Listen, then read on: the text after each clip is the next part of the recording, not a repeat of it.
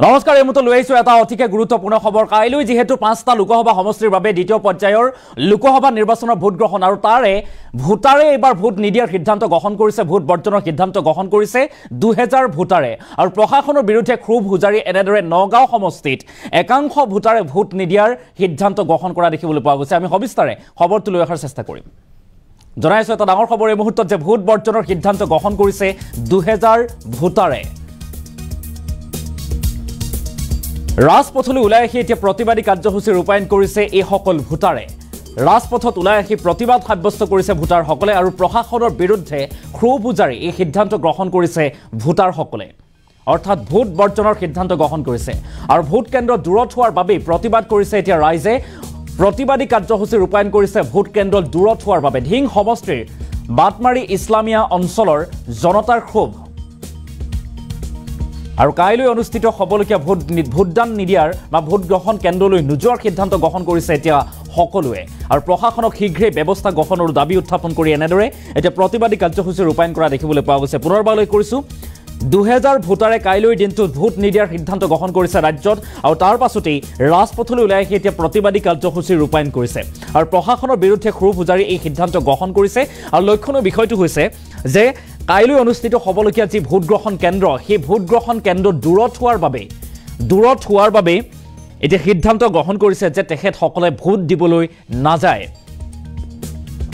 আৰু ধিং সমষ্টিৰ বাটমাৰী ইছলামিয়া অঞ্চলৰ জনতাৰ ক্ষোভ আৰু কাইলৈ অনুষ্ঠিত হ'বলগীয়া ভোটদান কেন্দ্ৰত বা ভোট গ্ৰহণ কেন্দ্ৰত নোযোৱাৰ বা সিদ্ধান্ত গ্ৰহণ কৰি এনেদৰে ভোট বৰ্জনৰ সিদ্ধান্ত গ্ৰহণ কৰা পৰিলক্ষিত হৈছে। এটা ডাঙৰ খবৰ এই মুহূৰ্তত যে কাইলৈ যিহেতু 5টাকৈ লোকসভা সমষ্টিৰ ৰাজ্যত দ্বিতীয় পৰ্যায়ৰ লোকসভা নিৰ্বাচনৰ বাবে ভোট গ্ৰহণ অনুষ্ঠিত হ'ব আৰু তাৰ বাবে সকলো প্ৰকাৰৰ ব্যৱস্থা ইতিমধ্যে সম্পন্ন হৈছে। কিন্তু তাৰ মাজত এইসকল ভোটাৰে, বিশেষকৈ সংখ্যালঘু প্ৰধান অঞ্চলৰ এইসকল ভোটাৰে ভোট বৰ্জনৰ সিদ্ধান্ত গ্ৰহণ কৰিছে। প্ৰায় 2000 ভোটাৰ আছে। এই 2000 ভোটাৰে এতিয়া ভোট বৰ্জন কৰিছে, অৰ্থাৎ ভোটদান কৰিবলৈ নাযাওঁ বুলি উল্লেখ কৰিছে।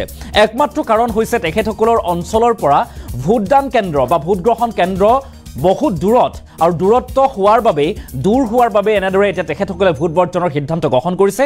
ধিং সমষ্টিৰ বাটমাৰী ইছলামিয়া অঞ্চলৰ এইসকল লোকে অৰ্থাৎ প্ৰায় 2000 ভোটাৰে ভোট বৰ্জনৰ সিদ্ধান্ত গ্ৰহণ কৰা পৰিলক্ষিত হৈছে আৰু ৰাজপথলৈ ওলাই আহি এনেদৰে সাব্যস্ত কৰিছে প্ৰতিবাদ। প্ৰশাসনৰ বিৰুদ্ধে ক্ষোভ হুজাৰি প্ৰতিবাদী কাৰ্যসূচী ৰূপায়ণ কৰিছে এইসকল ভোটাৰে। আমি প্ৰতিবাদৰ দৃশ্যাংশ দেখুৱাম, সমান্তৰালভাৱে মন্তব্যও আছে, আমি মন্তব্য শুনোৱাৰো চেষ্টা কৰিম।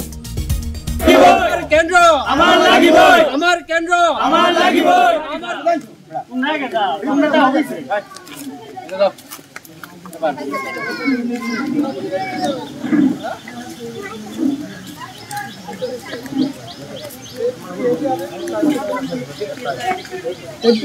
আমার জুরিয়া থানার অন্তর্গত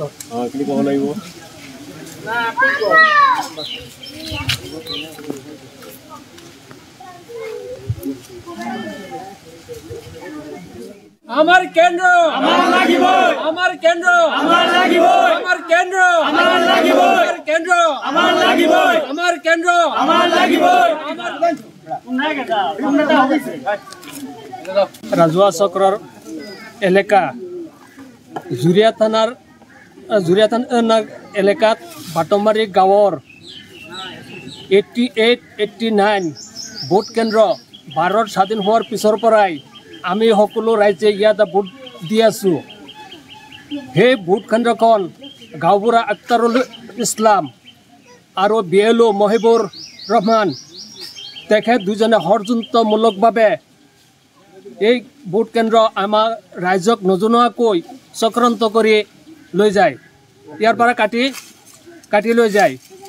আমি ৰাইজে একো গম নাপাওঁ। আমাৰ বহুত অসুবিধা। আমাৰ আগৰ যি কেন্দ্ৰ আছে সেই কেন্দ্ৰতে আমাৰ বাহাল থাকিব লাগে, সেই কেন্দ্ৰই বাহাল থাকিব লাগে। মোৰ বহুত অসুবিধা হৈছিল। মোৰ ভোটটো যে ইয়াৰ পৰা কাটি লৈ গৈছে মহিবুৰ ৰহমানে।